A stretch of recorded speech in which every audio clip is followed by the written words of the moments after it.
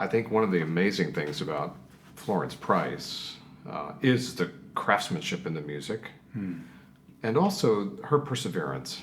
She was born in 1887 in Arkansas, studied with some great teachers, very well-known teachers. And I think one thing that strikes me, and I've seen this in a couple of places, and I don't anger easily, but when I think about this, it makes me angry. She wrote to Serge Koussevitzky in the 1920s, maybe early 30s. This is the Boston Symphony's esteemed conductor, the one who commissioned Maurice Ravel to transcribe pictures at an exhibition, or orchestrated. And also Leonard Bernstein's teacher wrote to him, telling him, I would love it if you would play my work. No answer. But the symphony's now been recorded by Deutsche Grammophon, the Philadelphia Orchestra. It's a beautiful recording. And there's so much out there now of Florence Price. But tell me about your journey with Florence Price. Thank you, Anthony. My journey began in about 2019, actually when I was a member of the Axiom Brass, a brass quintet based in Chicago. I played with them for about 3 years, and the trombonist in that group came into rehearsal and he shared with us some transcriptions he did of a string quartet. And the string quartet happened to be themes on folk songs by Price. And he thought it might work well in a brass quintet setting. Axiom really enjoys approaching brass quintet in a slightly reimagined way, looking at other classical compositions for piano and strings and woodwinds. So we read through one of these movements. It worked really well, actually, for brass. And I went home that evening. I thought, Florence Price. I had actually never heard of Florence Price at that moment. And this was after 2 degrees at Northwestern University, and perhaps the name just went over my head, but I don't remember ever being exposed to her music before. So I looked up online, I listened to some music. The string quartet, really, really lovely, beautiful, lush melodies based on folk songs and spirituals. And then I searched for some songs by Price, just to see if there were any songs I could start learning and maybe performing. And I came across the 44 art song and spiritual arrangements. I ordered it. A few weeks later, it came in the mail, and I sat down and played through some of these pieces, and it was just entirely taken by her music. I was overwhelmed by the incredible beauty of these texts. Her settings were just overwhelming in beauty and depth. So that's where my journey began. Yeah. So through music discovery. Yeah. And reaching out and finding things that you'd never heard before. Exactly. How much of the vocal music is out there now? It's a great question. Only in the last year or two have there been some really, really wonderful recordings made of some of her songs. Mm-hmm.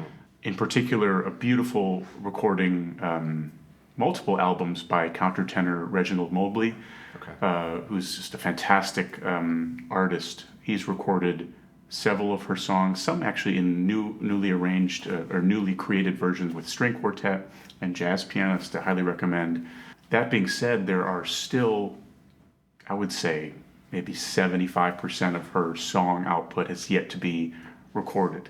Wow. That might be high, because I know there are some new recordings.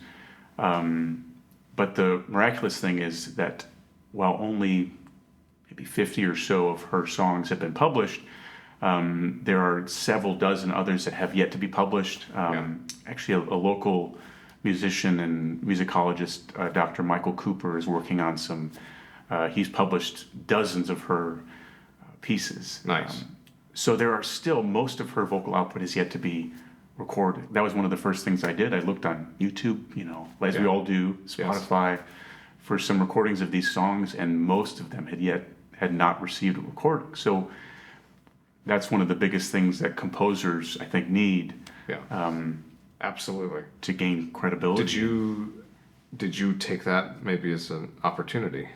I did. I felt this burning desire to sing these songs. For music for me, when I find something that really speaks to me, I tend to obsess over it a little bit. So I I thought, know the feeling. yeah. I mean, as a musician, in this world, you Yeah. you need that sort of obsessive Absolutely. drive. Fall off the cliff. Yeah, so I immediately thought, well, these have to be recorded, and I thought I would love to lend my voice to these songs. Good. And to help amplify these things. Yeah, No pun intended. yeah, So for this album, you have recorded 17 songs 17 songs. Yes, and then two instrumental arrangements. So when we're talking about those 17 songs, are there one or two that really just, I don't know, that you can, it's like having 17 children and choosing your favorite, but are there a couple of them that really, really speak to you? I think so, and they're the two that I've performed most frequently. I mean, all of them have such unique qualities and beautiful attributes. I mean, the text for all of them are just so beautiful. And A lot of them by Paul Dunbar. a lot of them by Paul Lawrence Dunbar.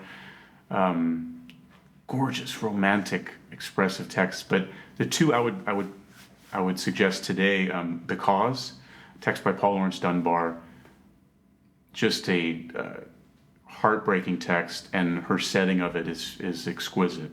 And then "Feet of Jesus," text by Langston Hughes. Well, you're pretty versatile. So I will kid with you and say that you kind of have insurance with your musical abilities because you're not only a brass player, you're also a vocalist, and you play the keyboard. So you're never going to be out of work. My keyboard and vocal skills were actually born out of a lip injury. I tore my orbicularis oris muscle, the pucker muscle, my freshman year at Northwestern, Interesting. 2010, and that sort of resulted in a really long rehabilitation surgery. When my vocal skills kind of were born, actually, I never sang before that, and piano kind of was my way to stay sane a little bit. I would go into the practice room and play through songs. I had a few years of piano as a kid. And since then, most of my work has been either singing in a lot of choral and vocal settings, and in the church as a pianist and singer and music director. So it's strange how things work out that way. But this album it just kind of naturally came together as a way for me to express who I am as a musician through these really miraculous pieces. Yeah. I'm actually surprised to hear you say that you hadn't sung before that injury. Yeah. Because when I listen to this album, I think the vocal qualities are incredible with this music because there's a real skill there in portraying this music. So yeah, I'm kind of pleased to hear this. Thank you so much. Got like a sort of well, this is almost a necessary adjustment to your musicality that had to happen. Yeah. Talk to me about the chamber arrangements that we hear on this album. Yes. Price is actually originally entitled Suite for Brasses and Piano. Yes. It's a little bit of complication and complicated history, and one of my regrets in the album is that I didn't learn that she wanted it to be entitled the Suite for Brasses and Piano. I originally contacted Dr. Katie Beth Brandt, who was the original transcriber from the manuscript of this octet suite. And she shared with me her transcription. As of now, most of Price's catalog, or some of Price's catalog, is available through Schirmer and Wise Music Publishing. So their publication of the octet oddly leaves out about 9 measures of music that Dr. Brandt included in her original transcription from the manuscript. And Schirmer published it under the title Octet for Brasses and Piano. Anyway, long story short, we recorded Dr. Brandt's version Okay. Of the octet, which includes those additional few measures I think are appropriate. But Price originally entitled it Suite for Brasses. Okay. But it's a beautiful, beautiful and unique piece with solo piano, but it's a true collaboration with the piano and brass voices. They intertwine throughout with one gorgeous piano solo moment in the middle andante movement. But it's a romantic, lush, beautiful piece, and unique in that there aren't many pieces for this instrumentation, actually none that I could think of off the top of my head. Wow. For brass septet and solo piano. Amazing. And then the other piece is an organ piece, Adoration. Yeah. Perhaps one of her most well-known, gorgeous, gorgeous piece, and one of those sort of pieces that has been and can be performed by an infinite number of instrumentations and settings. The music is very versatile. The music is extremely versatile. Yeah. And that's another hallmark of a really skilled composer. Yes, very, very much so. Tell us how we get this recording. Sure. So this recording is available on all streaming platforms, Spotify, Apple Music, YouTube, Amazon, Tidal. And if you would like a hard copy, you can visit www.one-voice-music.com, where you can download the liner notes for free, which I highly recommend. There's some beautiful notes by Dr. Karen Walwyn, a Price scholar and professor at the Berklee School of Music, and pianist, and you can order a hard copy there. Well, I encourage people to do so. We're all coming to this music way too late. Not necessarily our fault, but glad it's here now. Thank you the so album much. is called Her Song, music of Florence Price with Michael Hawes. Thank you for coming in. Thank you so much, and I hope you all enjoy this music, and thank you for sharing it with the world.